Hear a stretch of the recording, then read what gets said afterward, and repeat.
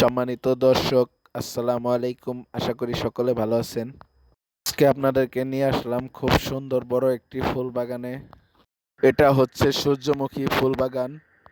তো দর্শকবৃন্দ, এই বাগানটি হচ্ছে গোপালগঞ্জ জেলা এবং মকসেদপুর থানায় অবস্থিত বড় একটি বাগান।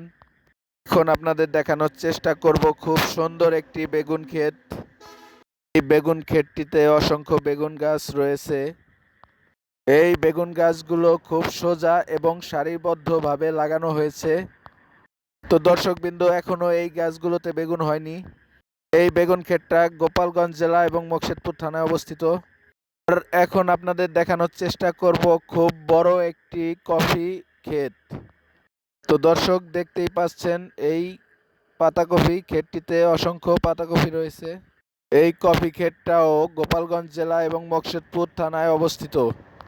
এখন আপনাদের দেখানোর চেষ্টা করব যশোরের বিখ্যাত পুরস্কারপ্রাপ্ত বড় একটি কলা বাগান। দর্শক, ভিডিওটা যদি ভালো লাগে আমার চ্যানেলটিকে একটি সাবস্ক্রাইব করে দেবেন। এর ফলে নতুন নতুন ভিডিও আপনারা সবাই সবার আগে পেয়ে যাবেন। তো প্রচুর পরিমাণ কলা এই বাগানটি থেকে বাংলাদেশের সব প্রান্তে আমদানি করা হয়ে থাকে। এখন আপনাদের দেখানোর চেষ্টা করব খুব সুন্দর একটি শামুক গোডাউন। এই গোডাউনটি নড়াইল জেলার গাজীরহাট বাজার অবস্থিত। এই শামুক দিয়ে মূলত চুন বানানো হয়, তাই তারা এখানে এইভাবে শামুকগুলো সাজিয়ে রেখে দিয়েছে।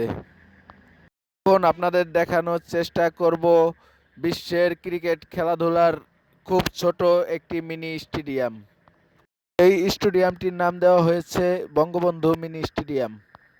এই স্টেডিয়ামটি গোপালগঞ্জ জেলা এবং কালিয়া থানায় অবস্থিত একটি স্টেডিয়াম।